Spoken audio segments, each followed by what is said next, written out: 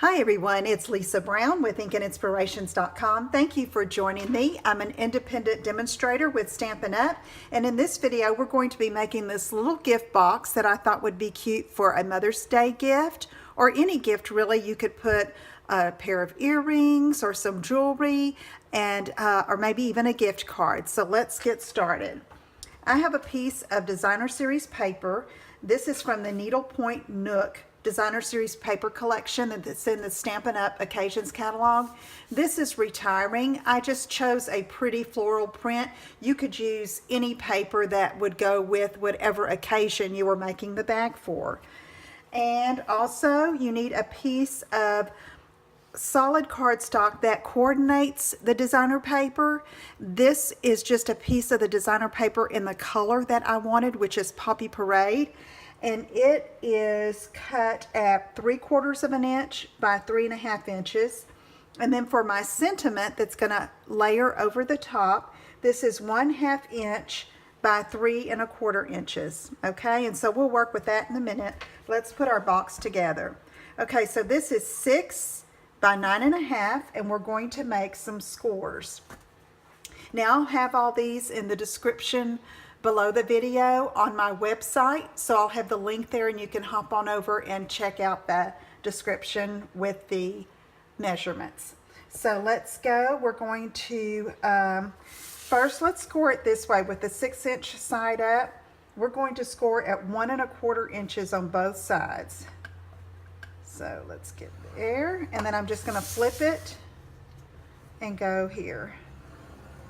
All right, so now we're going to put the 9.5 inch side at the top, and we're going to score at 1, 2¼ 5¼ and 6.5. Okay, let's get the scoring tool out of the way, and we're going to fold on some of the score lines, not just some of them, all of them.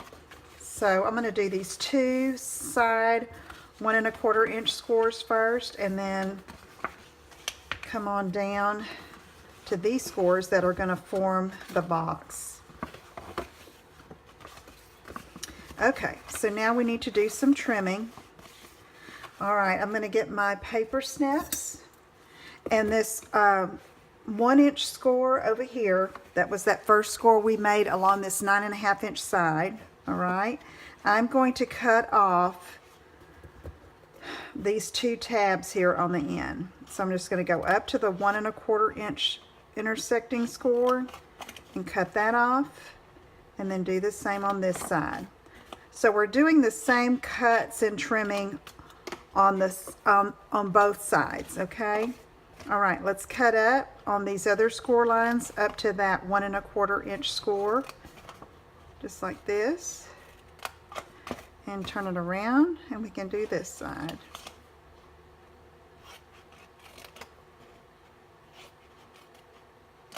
All right, so now we're going to do a little cut here on these 2 top tabs. This is going to be the top of the box, the lid. And so I'm going to cut these off at an angle, and that will tuck in the inside of the box and make it go in a little neater. Okay? You don't have to do that. I just find it works better. Okay, so now we're going to put some adhesive on. For the sake of the video, I'm going to use snail adhesive, but I would use on a box tear and tape, which is a strong adhesive. You could use liquid glue, but you would have to wait for it to dry, which is fine. Okay, and now so here I've got the adhesive on. Go 1 tab below those 2 top tabs there, and then these 2 as well. Okay, and then we're going to fold these in like this. Let's put these 2 middle tabs up and match the sides up. Okay, and then these have adhesive as well. So we're going to bring this part up, and it's going to finish forming the sides of the box. Okay, so let me just, I'm trying to keep my hands out of the way, and it's All right.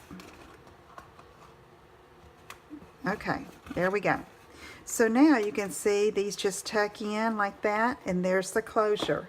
Now to keep it closed, I am going to use some ribbon, and I have this Poppy Parade striped ribbon, and it's about maybe 20 inches or so. I'm just going to cut plenty off so that I can tie a bow, okay? Let's tie it around here and tie a pretty bow, and that way the box stays closed without any adhesive, and it can be reused. Again, if you were doing for birthday, you could put a happy birthday sentiment on the front. All would work out. Okay, there we go. So now let's do some simple stamping. I have the Strong and Beautiful stamp set from the Stampin' Up! Occasions catalog. And I have my Happy Mother's Day stamp mounted on a clear block. I'm going to take some Poppy Parade ink and just ink that up. And then go over top of this 1/2 inch strip. There we go. Now we're going to mount it on this other Poppy Parade strip. Again, you could use cardstock here. I just liked this since it was very solid and just had some stitched lines. I thought it would work just right. So now that's going to go over top so that the sentiment won't have to come off. The ribbon could slide off if you want it to.